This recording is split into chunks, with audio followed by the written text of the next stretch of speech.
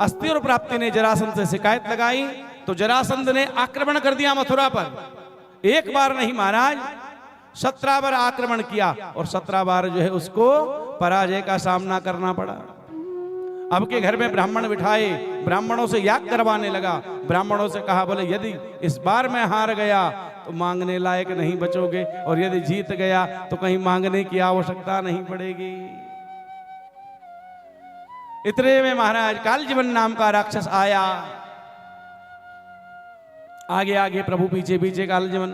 प्रभु एक गुफा में चले गए महाराज। गुफा में मुचकुंद भगवान के ध्यान में लीन थे। प्रभु ने अपनी पीतांबरी मुचकुंद को उड़ा दी महाराज। कालजीवन जो है मुचकुंद को ही भगवान समझ बैठा, प्रहार करने को उद्यत हुआ महाराज। अग्नि की ज्वाला में जल करके दग्ध हो गया। बोल श्याम सुंदर भगवान की जय। और महाराज 18वीं बार युद्ध हुआ और ब्राह्मणों के मान को सच करने के लिए भगवान जो है रण छोड़ के भाग गए। बोल रण छोड़ राय भगवान की जय। और आज भगवान द्वारिका के अधीश्वर बने हैं, स्वर्णमयी द्वारिका के राजा बने हैं। आज भगवान के मन में भी आया भैया, बड़े भैया का ब्याह हो गया, हमारा भी ब्याह हो जाना चाहिए। तो तब विवाह का प्रसंग प्रारंभ हुआ कि राजा सीध भीष्म को नामा विदर्भाधिपतिर्महान् तस्य पंचा भवन पुत्र कन्यका च वरानना। बोले कुंडिनपुर के महाराज हैं भीष्म। राजा भीष्मक की 5 संतानें हैं महाराज। रुक्मी, रुक्मरथ, रुक्मकेशी, रुक्मबाहु, रुक्ममाली। लेकिन एक भी पुत्री नहीं है। पुत्री न होने से चिंतित है। भगवान सूर्य की उपासना की और भगवान सूर्य की उपासना के प्रतिफल जो है कमल पुष्प के ऊपर एक सुंदर सी बाला उनको प्राप्त हो गई। उसी का लालन पालन करके जो है महाराज, उसी को हम रुक्मणी कहते हैं। बोलो रुक्मणी मैया की जय। संकल्प लिया पढ़ाऊंगा, लिखाऊंगा और अपनी पुत्री का विवाह द्वारिका के राजा से करूंगा। लेकिन महाराज शास्त्र कहते हैं लालयेत 5 वर्षाणि 10 वर्षाणि ताड़येत प्राप्ते तु 16 वर्षे पुत्र मित्र बदाचरेत। बोले बेटा जब 16 वर्ष का हो जाए तो फिर वो बेटा नहीं रहता, वो मित्र हो जाता है। पिता तो चाहते हैं कि कृष्ण के संग ब्याह हो, लेकिन मां रुक्मी चाहता है कि शिशुपाल के संग ब्याह हो। और शिशुपाल को जो है हाँ जुबान दे दी। बोले भैया मेरी बहना का ब्याह तुम्हारे ही संग में होगा। अब रुक्मणी चिंतित हुई, भाभी से कहने लगी बोले भाभी भैया ने तो पूछने का मौका भी नहीं दिया।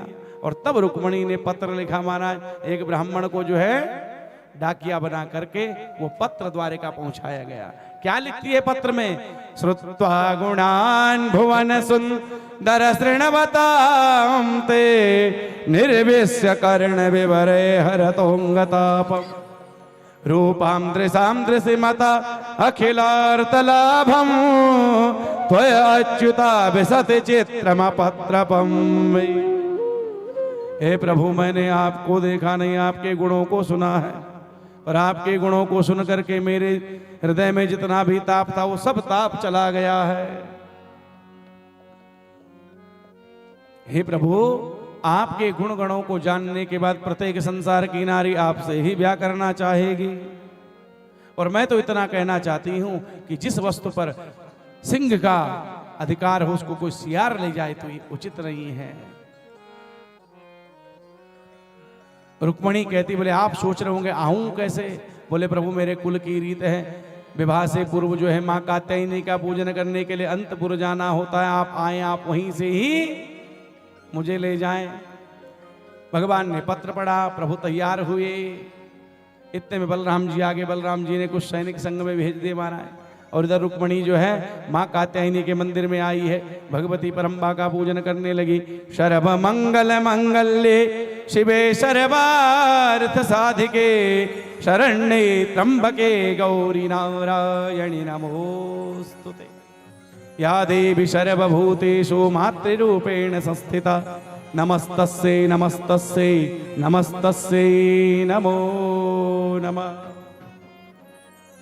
और महाराज प्रभु जो हैं आए हैं और आकर के क्या देखते हैं कि दोनों ओर जो है 10,000 सैनिक एक ओर, 10,000 सैनिक दूसरी ओर। और प्रभु ने जब देखा कि इंतजाम तो पकड़ने का खूब हो रखा, भैया क्या किया जाए, तो देखे प्रभु का प्रमुख अस्त्र है महाराज बंसी, और मेरे प्रभु ने बंसी बजा दी। और महाराज बंसी बजाते ही सब जो है व्यामोहित हो गए, और प्रभु जो है रुक्मणी का हाथ पकड़ करके धीरे धीरे धीरे धीरे धीरे धीरे धीरे महाराज रथ पे पृष्ठभाग में बिठा के ले गए।